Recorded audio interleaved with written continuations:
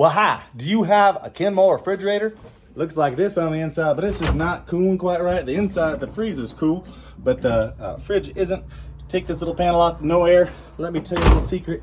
You pull off this doohickey and everything else, and they're just little tiny screws. They come right out, and you can get your ice maker out. It's all the same screw, but what you're gonna find, probably, if the evaporator looks like this, it's probably just this little fan here. And if you look, this one's kind of stuck.